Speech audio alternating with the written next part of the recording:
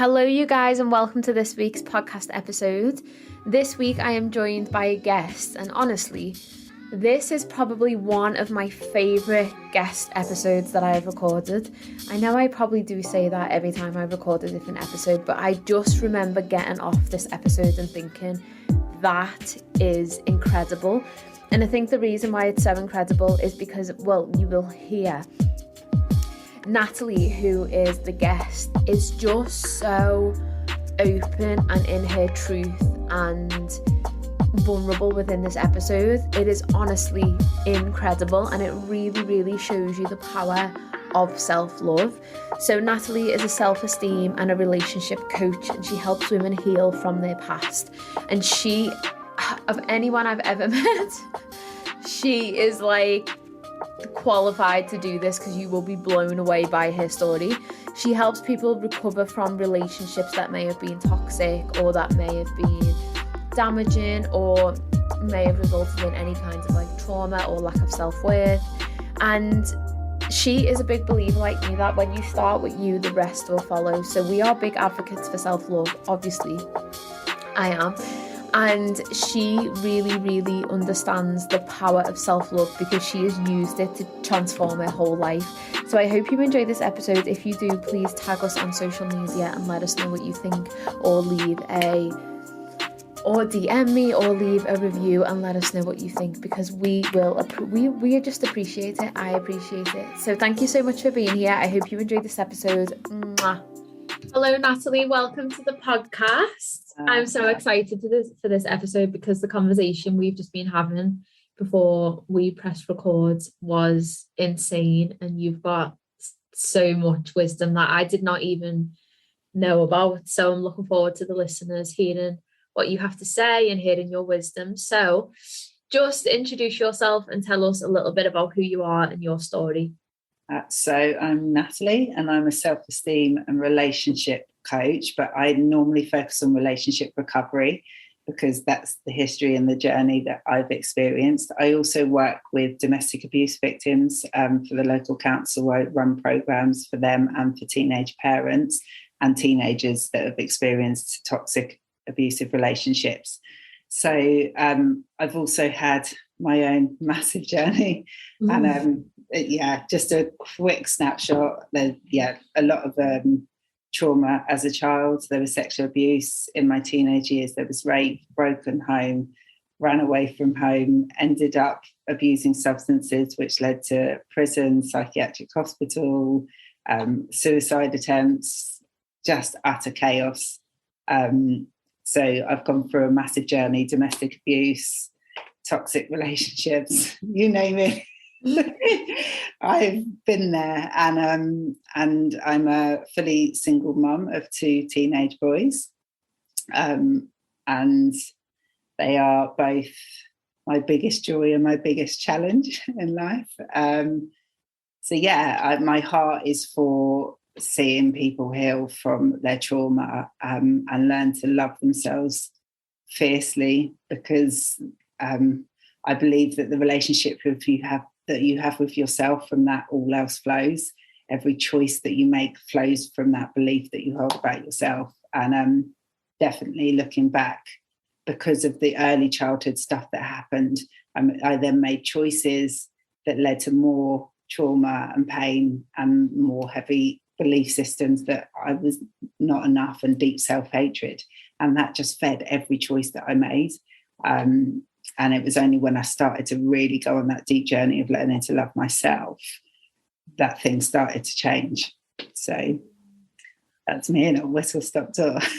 And you know what's really interesting is, so obviously from my background of working in prisons, and I've worked in female prisons before, and hearing that you've experienced that personally, it's like I can kind of understand the world and the space and the things that were happening for you, because obviously I've worked with so many women who are in those situations. And I just think when you told me that before, I was so shocked, because for you to be the woman that you are now, and for us to like have the conversation that we were having, and then you just threw that out and told me that, I was like, oh my God, like that really is amazing, because it shows that there's hope for women who are in these situations, and young girls that are in these situations. There's always hope. That's the main thing that I got from it. And I was honestly like astounded that you've been through that.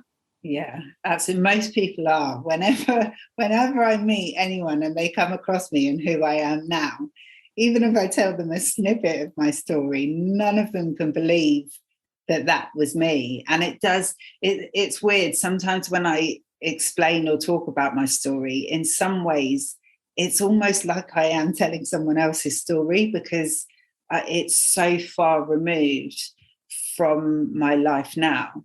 But I also, if I sit with it, I can go back to those deep points of desperation where I truly believe that was going to be my story, and it was never going to stop. I mean, I went through prison 5 times, and I went to 5 treatment centres for substance misuse issues, and like I said, psychiatric hospital. It was just such a cycle of chaos, and I didn't believe that I was able to break free of it. However, when I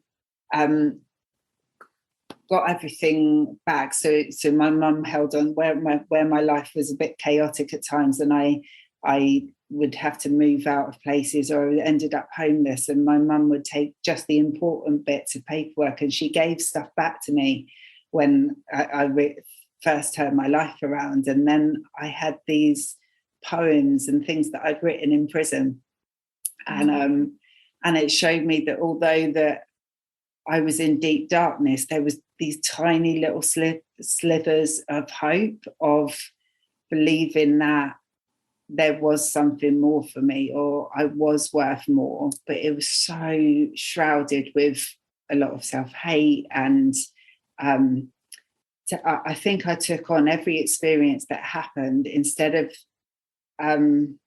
perceiving it as something that happened and it being where someone else was at, which is how I perceive things now. If something bad were to happen to me, I'm not saying it wouldn't hurt or cause trauma, but I can see that it comes from someone else's damage.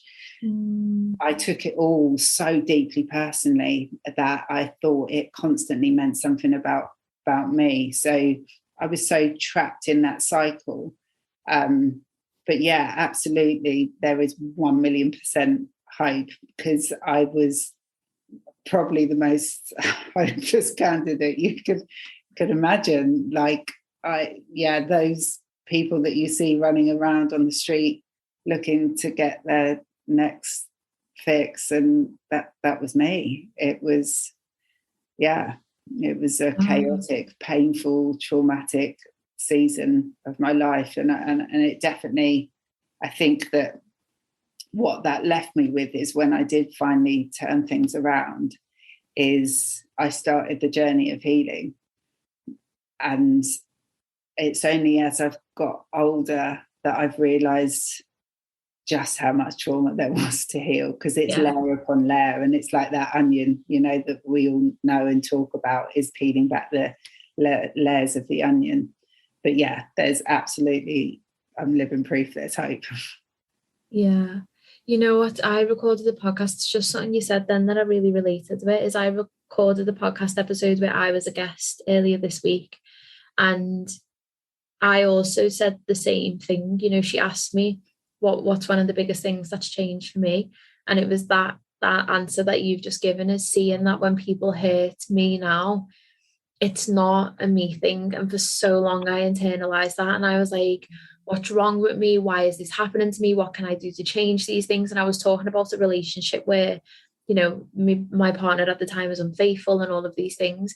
And it meant so much about me. And in the change and finding like self-love and like truly finding my self-worth, I realized it's not a me thing. It's that person is reflecting the hurt or the trauma or the cycles that they've gone through onto me. And exactly like you've just said, it doesn't mean that we don't go through shit, and it doesn't mean that we don't go through times where we're like, wow, this is so painful. But I really feel like it allows you to hold on to the power a little bit more, and not make it destroy your sense of self. 100%. And so for me, that is so deeply true, because the infidelity that has happened in my relationships, it's been in every relationship I've had bar one, which was one when I was 16 years old. Or 17, sorry, I was 17 years old. So apart from that, every relationship I've had since, there's been infidelity in it.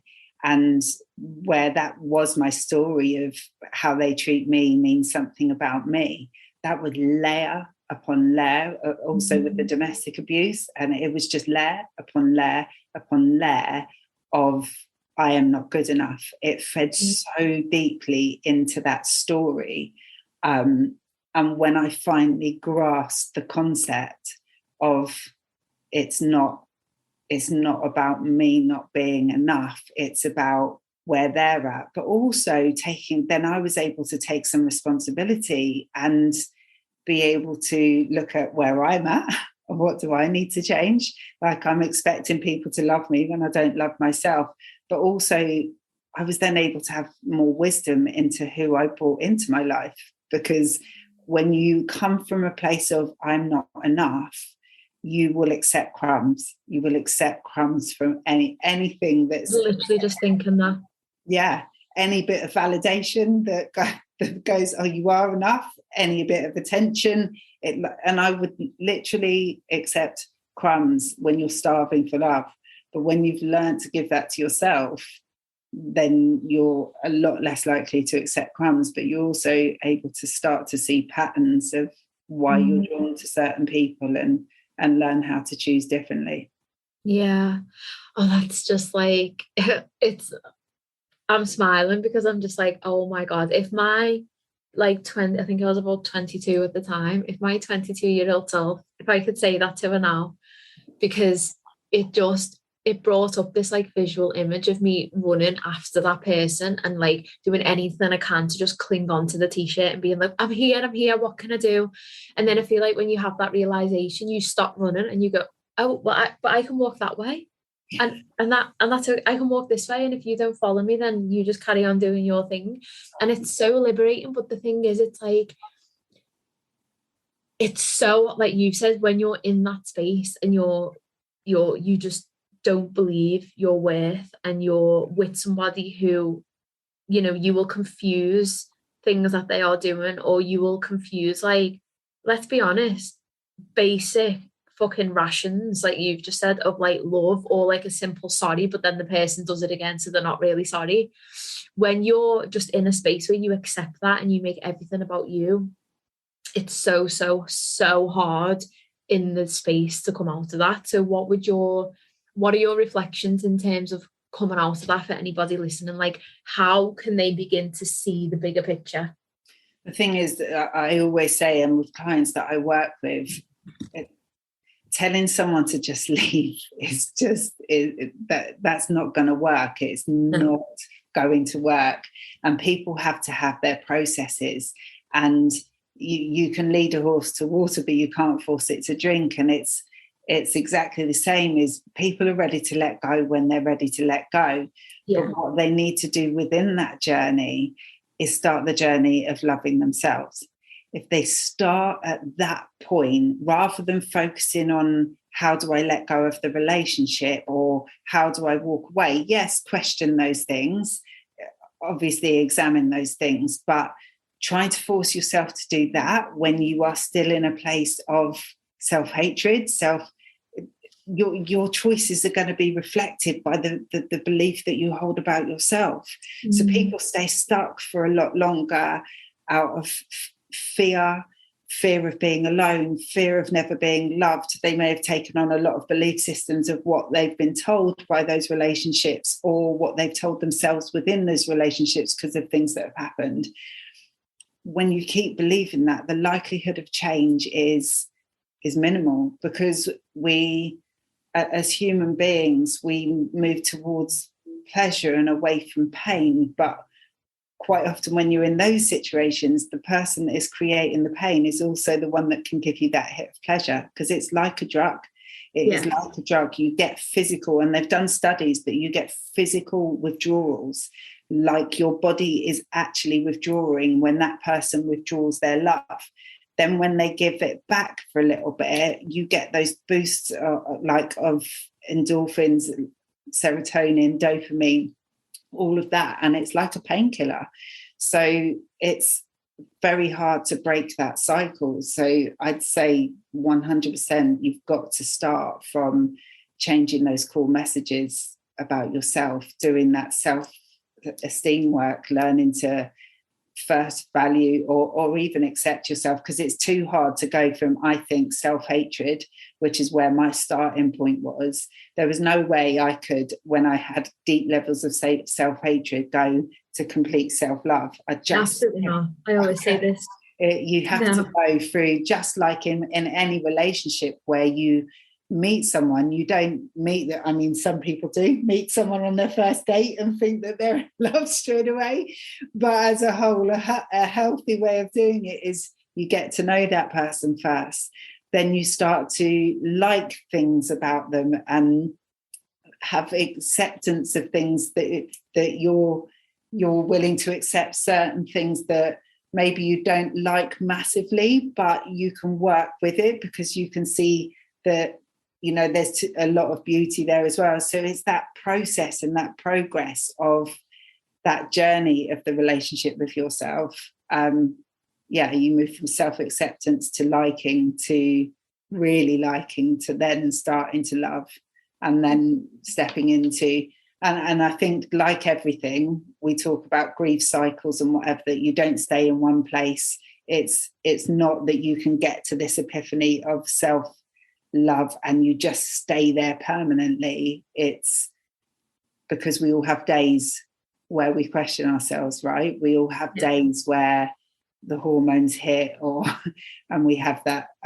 days of not feeling like we're enough. But the core message underneath that you come back to once you've done that inner work, and once you've really learned to love yourself, you've changed those deep core messages. So even on the days where I don't feel that great, I know not to feed into it, not to buy into it, and just accept that that's where I'm at today. And I always move quickly back to that self-love or self-compassion that leads me back to self-love. That's so important. And that's a very similar ethos to what I talk about, because self-love in my world is not all sparkly and pink and oh my god, we just love ourselves every day. And one of the I always say the biggest way that self-love shows up for me is in those moments where I am a mess, and I know that it's so easy for me to fall into certain thought processes or old patterns of behavior, and that's where self-love is that anchor. It's there without me needing to do anything. It's just that you are worth so much more than this, and just being able to hold that and be aware of that is huge. But when you were talking before about you were saying about starting the inward journey, and then it gets to the point where you feel like you can break away from a relationship. That was so true in my experience. And I don't think I've ever spoken about this on a podcast episode, but just for the listeners talking, my first relationship that I was in for 6.5 years. And, pretty much from a year in, there was infidelity and there was just so much shit that went on. And I remember just never, ever, ever feeling good enough, even to the point where I think I've spoken about it on I have on Instagram Live, where my partner at the time sent naked pictures of me around, and one of the guys who had the naked pictures showed me them on his phone. And my partner at the time turned it against me. He was like, I didn't do that, and really, really made it my fault. And I was like, how is it my fault that you've took pictures of me when I'm naked and sent them around? How is that my fault? But even at that moment, I didn't leave the relationship. And I remember feeling really, really embarrassed about that, to the point where I never told anybody when we split up. I didn't tell them the real reason why we split up, because it was just so embarrassing. But I remember thinking I wasn't ready to leave the relationship. And people will always say to me, you were so stupid. Why did you not leave at that point? Why would you stay with somebody who was doing that? And it's exactly what you've just said, is I didn't have that self-worth in order to be able to leave the relationship. So even though things were happening that were hurting me, and even though things were happening that were totally unacceptable. There was a part of me that was like still clinging on for that love. There was a part of me that still didn't feel worthy enough. And then that was like the breaking point that caused me to start to work on myself, because, you know, I was so jealous in that relationship, and it all stems from the things that he was doing. And I got so tired of feeling that way. And it was something a few weeks later, and he made a comment. I think I was in Ibiza with my sister, and I put a picture up, and he made a comment, and he said something, and he was like, "You look like a slag." And I was like, "I'm done." And at that point I was like, "I'm done." Never went back to it. I flew home. I went to his house. I dropped his stuff off. And I was like, because I started working on myself, and I got to the point where I then believed that I was worthy and more than that. That comment, even though it was like, it was a big thing, but even though it was quite minimal in terms of like the actual thing that has happened a few months before, I was like, I'm done. I'm checked out. Like I'm there, and I don't need that. So that perspective, the reason why I shared that is because I never even processed it as that. And I think a lot of women listening to this, they won't think about it in that light. They will always think about breaking the relationship off, and then I'll work on myself.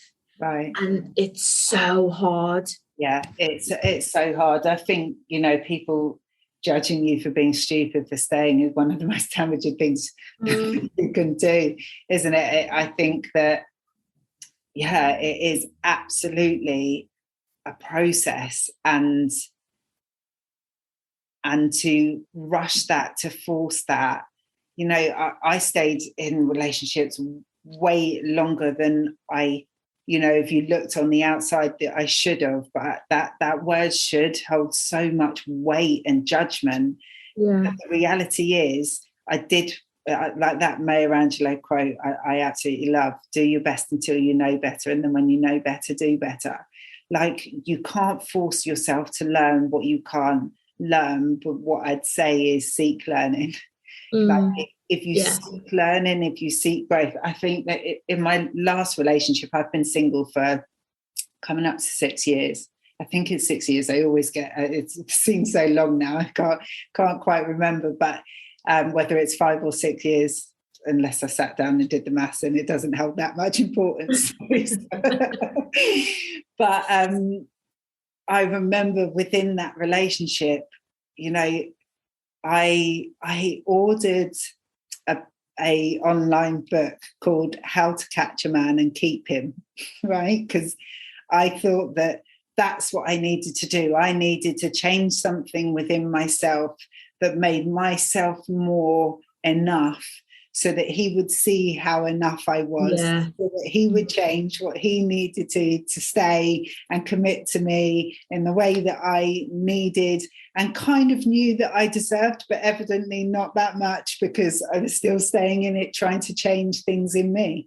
Yeah, me too. And the book was, I'm not recommending it to anyone at all, because if you need to go to those lengths to try and do it, then it's probably time to let go of the relationship. But what I learned in there, it taught you that to make yourself more desirable, what men like was the chase. To make yourself more desirable was to actually become more confident in doing your own thing, and more confident in doing you, and more confident in like doing the things that make you feel joyful. Because the more that you do that, the more attractive you are to people, which actually is quite true psychology. You do become more attractive. The more that you fill yourself with joy, the more that you have confidence within yourself, you do become more attractive.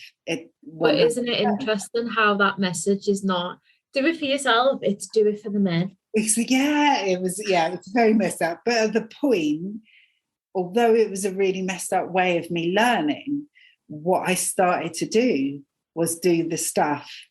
Although it was a manipulative way to start doing it, I started doing that stuff. And within me starting to do that stuff, it absolutely worked. Because what happened is we separated, and I the first, I think, initial month of separating, I might have done this and read this book and trying to draw back in because I was so desperate for flipping love.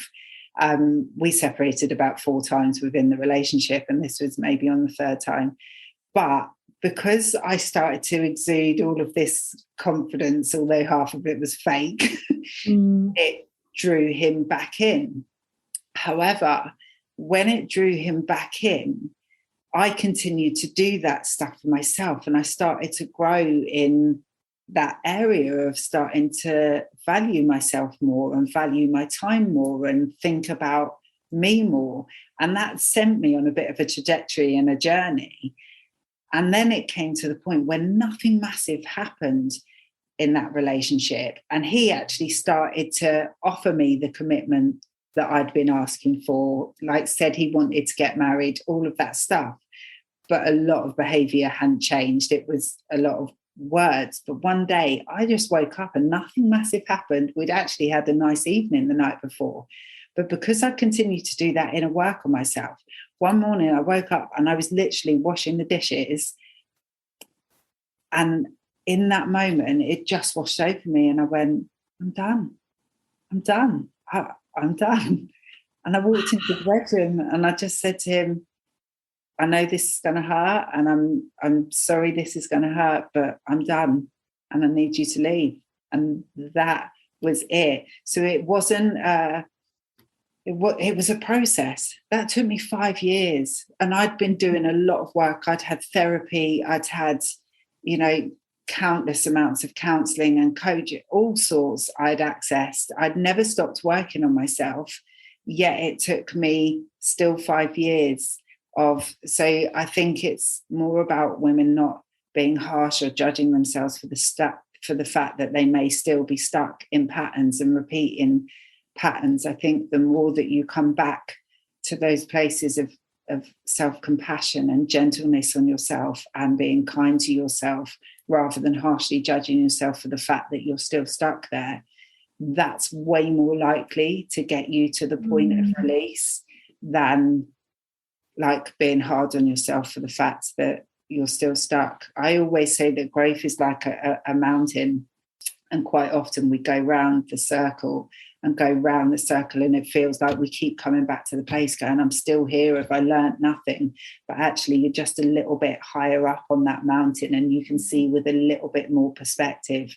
And every time you go round and repeat something and you're like, I'm here again.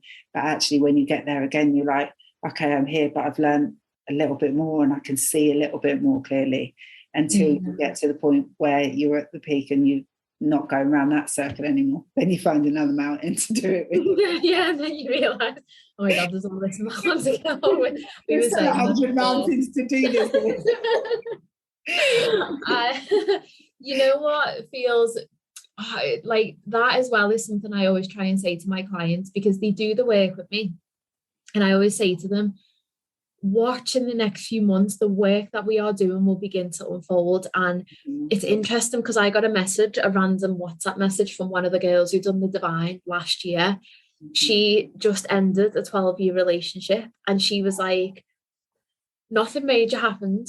She was like, but I knew, and I was suppressing I was suppressing my intuition from the moment, like before I signed into the Divine. She was like, this pull was coming to me in the Divine, but I wasn't ready because I wanted to do the self-love work. And I just, obviously all of these different factors come into it. She finished the Divine and it's in the few months after where all of those lessons have begun to flourish and the integration of everything that she's learned. And she just messaged me and she said, I just woke up one morning and I was like, I don't want to do this anymore. And she was like, I just fully stood in my power. And then I met one of my other clients yesterday, just bumped into her randomly. Same thing occurred. She said, I want to do you another testimonial now. She said, because now is when I fully am seeing the results of the work that we've done. And this is what I always say to people, give it time and 100%. Patience, because it will unravel. People come to you and want things to change there and then, and they want it instant. And that's because we don't like pain, right? We like pleasure and we hate pain. And when people come to you, they're looking to avoid and not feel that pain. That's ultimately the core of they don't want to feel the way that they feel anymore. And we all want instant results. And especially in today's society, we're constantly bombarded by things that give instant results. And it's not. And this is, I always say to my clients, this is a lifelong journey. If you feel like this is just going to be this short thing and ta-da, it's all fixed, that is so far from the truth. But what I know is that 1,000,000%, if you do the work, change happens. Yeah, and sometimes that can, for some people, it takes longer than others, but it's sowing those seeds, isn't it? I always think about that image of, a seed is planted under soil and it feels dark and it feels like destitute and like nothing's going to change. But if that seed gets watered bit by bit by bit, and then it cracks open, and that cracking open can feel really deeply painful as well. And it's like, oh, this isn't even getting any better. And it takes a while for that seed to shoot through the soil, and then the growth comes. But that's a process, right? Yeah, it is. It's a process. And I think actually one of the things that feels relevant to mention is you said something before about choices, and I think often as well that's what people lose sight of a little bit, that they have, and I spoke about this a lot. I think it was last year when I went through the infection, and I said, even though our external might feel out of our control, there's always choices, and you are living proof of that. You could have easily, and you mentioned the story, you could have easily let that story and your reality become and shape who you are, but you understood that you had choices. And I think sometimes people are in situations and they feel trapped. And I always say to them, you're never trapped. Like, there's always choices. Even with trauma, that trauma doesn't have to be how you live forever. You can make a choice and you can move to the other side of that. And it's painful and it's uncomfortable, but it's possible. 100%. It's that saying, you overcome bitter or better. It's trauma, you can stay stuck in it. And it's not to say that trauma happening isn't, it's horrendous and it's really deeply painful. I've had to move through and still move through trauma. Like, it's not that, choices that I made within my trauma have left me with long-term consequences. So I'm still at times hit. I mean, being a single mum of 2 mixed race kids with their dads not being involved, I'm quite often faced with that trauma, and it hits and it hurts. But I could either stay stuck in it and keep repeating the cycles, or I could choose to do something about it and choose to change. And that choice and refusal to allow the experiences that have happened to me and the things that have happened to me, for those people to continue to have power over me. Why am I going to give them permission to still control my life when they're no longer in it, to still dictate how I view myself? Or for me, I just couldn't stay there. I couldn't stay there in that and stay giving them that power in my life. I already gave people way too much power for way too many years, and with devastating consequences at times. And that choice to choose to heal that choice to choose me, that choice to choose to learn to love myself and not allow the opinions of others or actions of others to dictate how I viewed myself, was one of the best choices that I ever could have made, and has brought me more freedom than I ever thought possible. That doesn't mean that life is all incredible, singing, dancing. I think I thought definitely at the beginning what healing would bring me. And it's the opposite. Yes, I definitely thought I would have the 4 to 5 bedroom house with the white picket fence and the dashingly handsome husband, and the Range Rover on the drive, and that was literally what I thought I would get if I'd worked hard enough, and that so hasn't been my reality.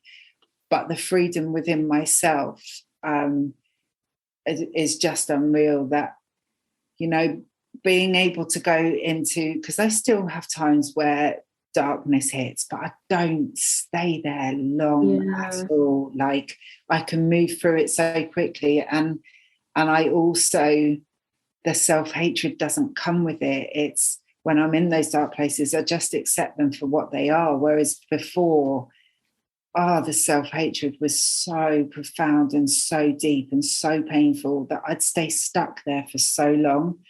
The freedom that I've got from making those choices, amazing.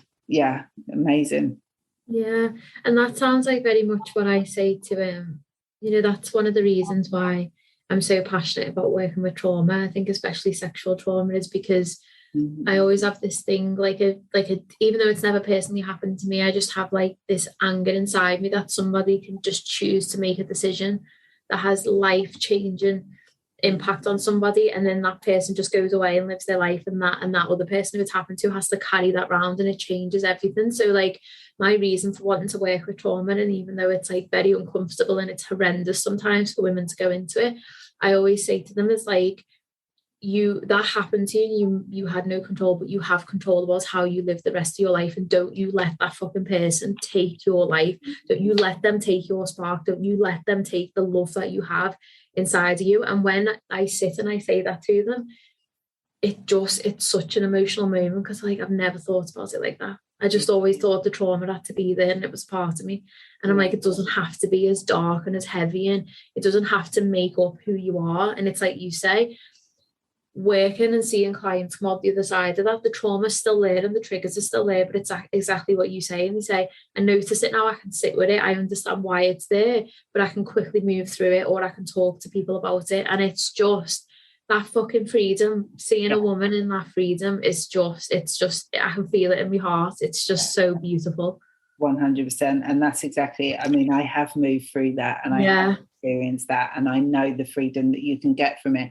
One thing I never ever promise people is, you can be completely and utterly rid of it, because that's not my story, that's not my experience, and I think that can be quite dangerous to sell that story. I mean, some people do manage to, who am I to judge whether someone completely releases it or not? But I think, just like I've got scars on my arm from where I used to self-harm. Now, they're always there. I look at them, I can look at my arm, other people can see on my arm that they're there. So it's not that they're not there, but they don't have power in the same way, right? They don't hurt in the same way. So it's the same as your experiences. They're always going to be a part of you, but it's how we allow them to define us, right? That's what can change, and that's where the power comes from. And it is a beautiful thing when you can step in your power. 100%. It's just so amazing. I just always think it's just like a fuck you to the people who've ever caused anybody trauma, and I'm like, you didn't win, like, you didn't fucking win, we won.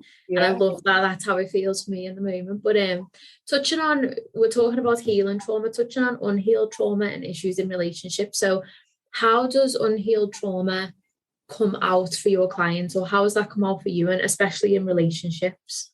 I think the biggest core issue was obviously the view that you have of yourself is how you treat yourself is how you're teaching others to treat you, and what you allow. But also, I'd say your attachment plays a massive part. Quite often people with trauma have one form of either anxious or avoidant attachment styles, and very rarely, if you've had quite a lot of trauma, do you have a secure attachment. And it's not that you can't heal your attachment style, because I believe that I've massively healed. However, if I entered a relationship with someone who was an avoidant, my go-to is anxious. If I'm with an avoidant attacher, then it triggers deep anxiety, deep insecurity, and that screws my nervous system and then it would get stuck in a loop. And that 100%, I've played that out in nearly every relationship. I've picked someone who in the past who was definitely dismissive avoidance, and it would activate such a deep anxious attach, which would make me jealous, deeply insecure, and then from when you're living in fear, you quite often try and control, and then you manipulate and control and start to play. I don't know if you've heard of a book called The Games That We Play, but it's basically trying to get our own needs met and trying to get those emotional strokes that we try and do. We unknowingly play games to try and do that. So quite often that's where my self-harm would kick in, was when I was trying to control someone in terms of their behavior and how they were treating me. And it was triggering such a deep emotional response and emotional instability in me, for me to try and get them to see and understand the impact that they were having. I would then either self-harm or threaten suicide or punch myself in the face, or like become this, or go in a corner. That was my massive go-to, was go in the corner and rock backwards and forwards like a child, trying to get that hold, that love, that need met. So I think that what I see quite often is if there's unhealed trauma, you will play a game, not that it's you're intentionally doing it. And even the dismissive avoidance, they can come across as narcissistic or whatever, but that's their attachment style playing out. They can't cope with intimacy, so they will shove away and do screwed up behaviors to try and keep that distance. But really what they do want is intimacy, but they can't cope with it. So there's that push and pull. And then the anxious person, when they're okay, the dismissive avoidant can come in and they feel safe to do so. But the moment they come in, then you want the connection. That makes them run. And then you start running, like you said, that running after them, trying to crawl back. So I definitely see that played out quite a lot with the clients that I have. And 100% I see it played out in my own life. And what I've had to do is learn. And that's what self-love does, is it learns to, and when I say self-love, that for me, that includes mind, body, spirit, right? Yeah. The whole lot, and healing, because this nervous system needs to be learn to be regulated to heal that sort of stuff. It comes out physically in the body. So doing a whole internal work of healing it all, that over time starts to generate, the more that you learn self-compassion, self-love, the more you become secure in yourself, the less likely you are to pick someone who triggers that stuff in you, or you become secure enough that you're not as impacted. I know for myself, I definitely could, I would need someone who's secure, because who has a secure foundation of attachment, because a dismissive avoidant, I would go from healthy, balanced to loon within minutes. I'm going to link that book in the show notes, and I'm also going to link to one called, I think it's called Attached. Attached is one of my favourite books. Yeah, it's really good, and it teaches for people listening to this thinking like, what are they on about with attachment styles? It basically tells you about attachment styles and which one you are and how that you respond when you're connected with other attachment styles. So I'll link that in the show notes as well for people to get. And I think as well, all of these things are so interesting, because when I was in the space of doing these things, there was absolutely zero awareness to what I was doing, like absolutely none. And you said before, you can choose growth, and that's very interesting, because now I always think if I notice something, and this is for me where self-love comes in, if I notice something and I don't like it, I'm like, okay, I have a responsibility to go away and work on that. Or I can either turn me back and suppress it and pretend like I didn't notice it, but I know it's going to cause me pain and people in my life pain now.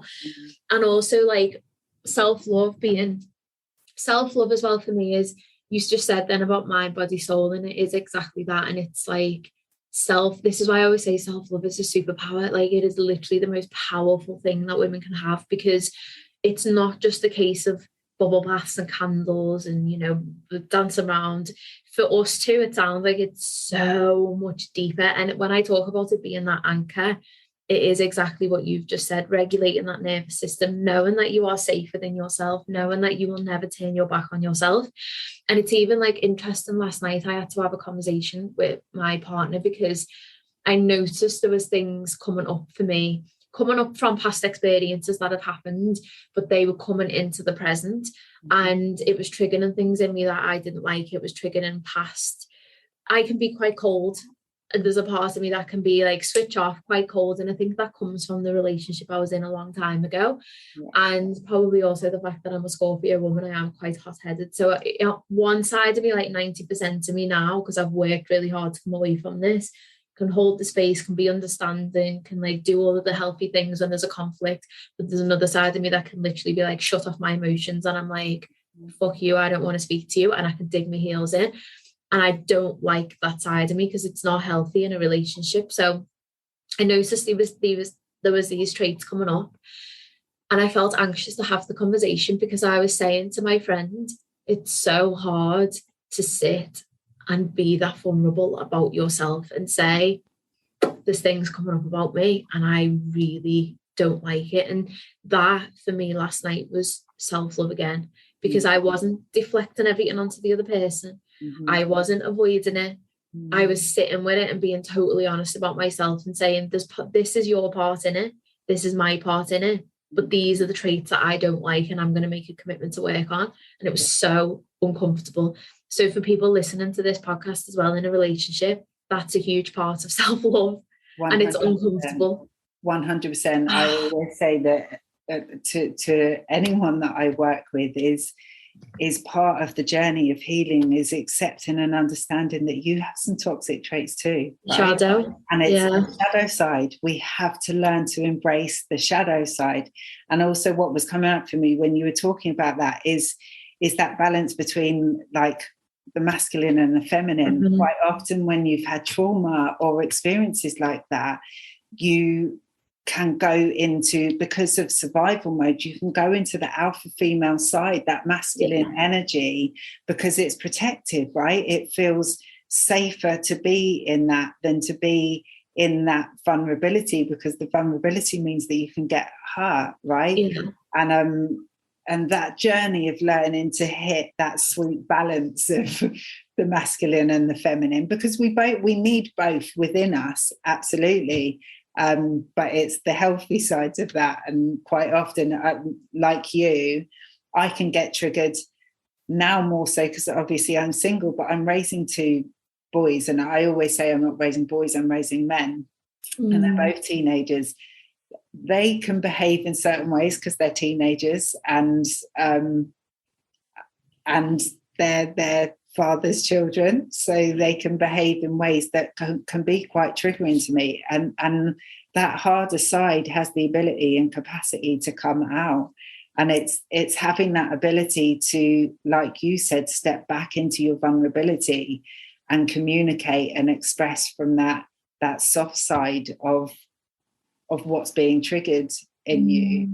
Absolutely. It's one hell of a journey. It's so many complexities to it. So many complexities, and it's honestly so exhausting. And I think, and it is that of being in that alpha female, it does make me feel protected. And I think when I was in a relationship, in that toxic relationship years ago, I would just be so anxious, and I would like bombard with text messages, and I would phone all the time if we weren't talking, and I would just be like very much like so anxious about that connection, because that connection meant, oh my God, is he still there? Does he still love me? He's not left me. Where now I feel like transitioning over and doing a lot of the work on who I am, I can now take that space if there's a conflict, but I'm not anxious. Like, I'm secure with that space if there's a conflict. Yeah. And I know that sometimes it's beneficial to have the space rather than trying to sort everything. So I think listening to this, people who are listening to this as well, understand that it is complex. Like, and it's hard. Yeah, there's no denying that it's not hard. I just know that I always say you've got two choices. You've got the pain of staying stuck or the pain of change. Which one would you rather? Because one, at least you get to experience freedom within it. It's not that the pain doesn't come with it, but also immense joy comes with it, immense freedom. Like the self-destructive behaviors stop. You get freedom. Whereas the pain of staying stuck, it's nothing changes. That to me, so yeah, it is tough, and at times it's shit. There's no denying. It's worth it though. Like, it's so worth it, because even that conversation last night, it was so enriching, and it created, like, because it wasn't conflict. And I think if you're in a relationship where there's both unresolved issues or there's trauma coming to the surface, I remember it'd just be deflect onto the other person. I'd take no responsibility. Then it'd just be screaming at each other. And then I remember I read a book, and it was like, essentially an argument is just two people shouting their opinions over each other, and nothing gets resolved. And when I looked at it that way, I was like, oh my God, it makes no sense. Why do we just shout our opinion? So now, like, that conversation last night, even though it was so uncomfortable for me to sit and be like, these are my vulnerabilities, and say the things that I needed to say, this love that I've got is just, it's so deep, it's so enriching, it's so beautiful. We're growing together at the same time. And I would take that uncomfortability and pain of growth over going back to a relationship where I'm not growing. Because it was just, that's not a relationship. Thinking back to those times, that's not a relationship. I know. I look just back two damaged people coming together. I question whether I can even say that I've had a relationship. Definitely. And for me, I knew I had a lot of healing to do. If you wrote a list of all the things that I've experienced and the trauma that I've gone through, it's a long list. It's a long list. And I knew that when I left my last relationship, that there was some real extensive healing to do. Like, the self-hatred ran deep, the repeated patterns ran deep, and I needed a lot of space and time to invest on learning to love myself deeply before I ever brought anyone into my life. But not only my life, I've got two children, and I refused to ever play out that pattern again in their lives. It just and have them impacted, and that's probably a little part of why I'm still on my own. And I think there's a combination of things. I don't think that I'm now at a place where I haven't healed enough and I still need to. I'm not there. I'm open, but I also have become way more selective. And I'm not. I remember someone saying to me, "Oh, maybe you need to lower your standards." And I was like, "Not in a million years. There is no way that I just to have a relationship with someone. I'm completely comfortable with being on my own. Yes, I miss intimacy at times. Yes, I would love to have someone who's got my back, who I can do life with. But I would rather do life on my own than ever enter into a relationship that doesn't meet my needs, that isn't aligned with me, that our morals, values aren't aligned, that they don't have the capacity or self-awareness to kind of, I guess, have a healthy relationship. I would spend eternity on my own rather than enter into that ever again. And I think that of my deepest fear, I remember not wanting to leave relationships because my deepest fear was that I was going to be on my own and no one would want me.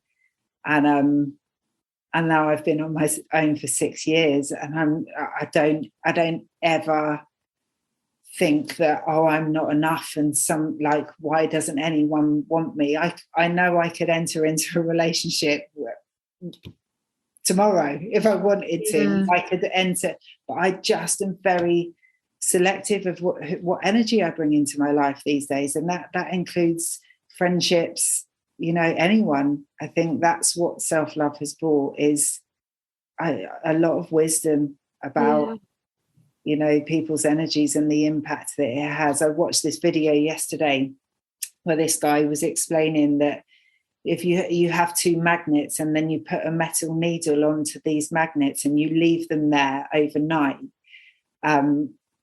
once you move that away, that needle after 24 hours becomes a magnet itself.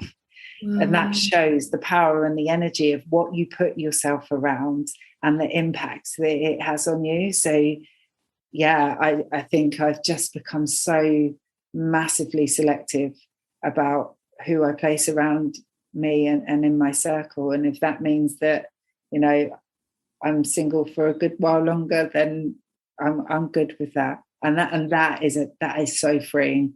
That is a beautiful place to be so okay with being on your own and know that it doesn't mean anything about me and that I'm not enough just because I haven't been chosen by someone, or, Yeah, I feel that. I remember I've had moments in my life as well, especially coming out of that relationship where I've thought that I was in for like 6 years or so.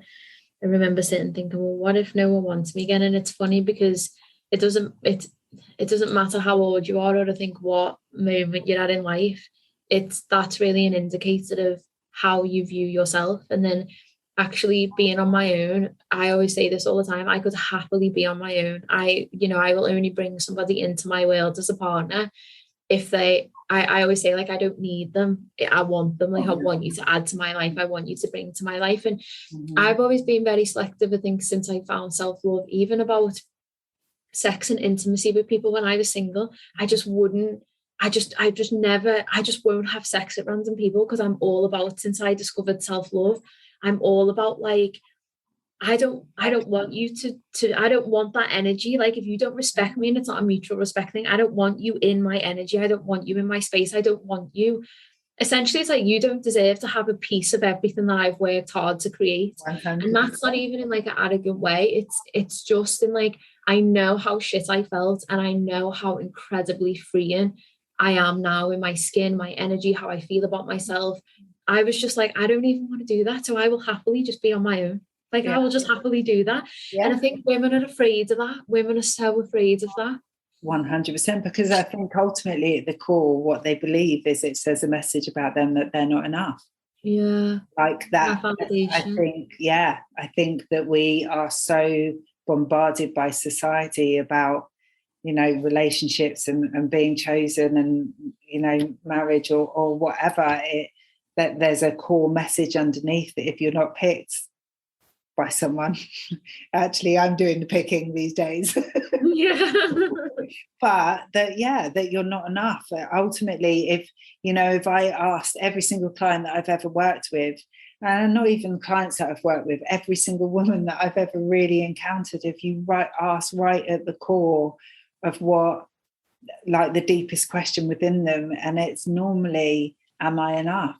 Am I going to be enough? Like, that is at the heart of a lot of women, and singleness can really feed that story, I think, until you learn to give that validation to yourself. And I know it really, like, don't get me wrong, I can have moments where I really miss intimacy, and then I can get a little bit tearful and my mind can go, oh, why can't you meet someone who wants to love you? And like, I have a 5-minute cry, and then I'm like, yeah, Nat, you are making choices. I'm sure you could find someone who loves you, but it's whether they work with you, whether they, and I think that's what it is when you do that work, you start to take ownership rather than thinking, why isn't someone picking me? Or am I ever going to be enough for someone? It's, I am enough.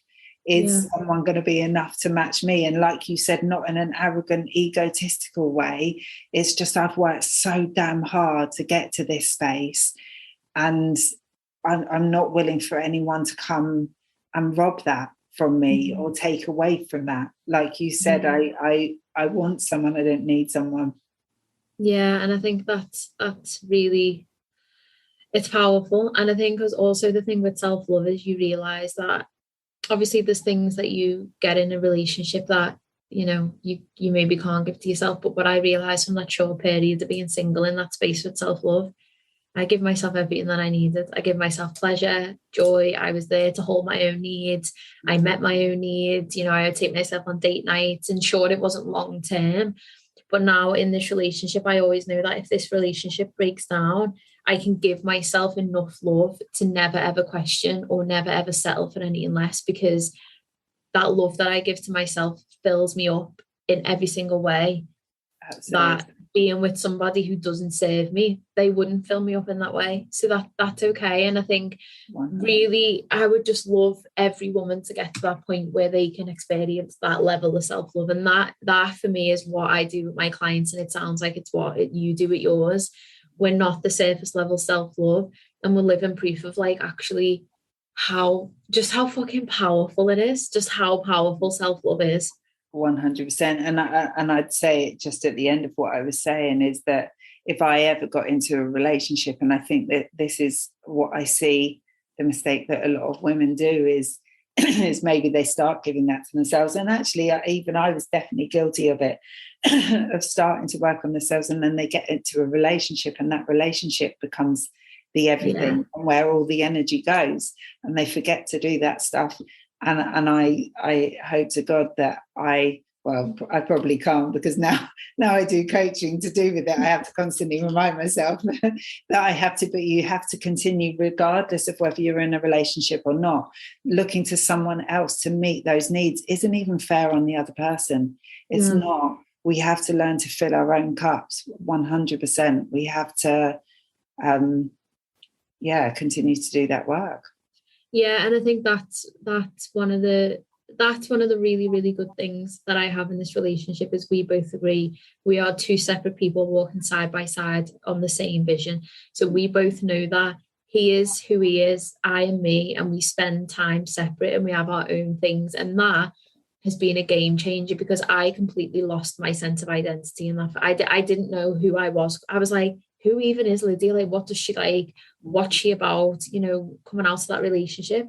And that made it more scary to be on my own. Now that relationship is there. That is one part of me. Lydia as a girlfriend is one part, but then there's also Lydia who is her own person with her own stuff. And that is what I always say to people is get to that point in a relationship, because if it breaks down or for whatever reason, you know who you are. You've got your own back. You're there for yourself. 100. Powerful stuff. Yeah. Thank you so much for this conversation. You're welcome. Thank you. Where can people find you, and is there any way that they can work with you?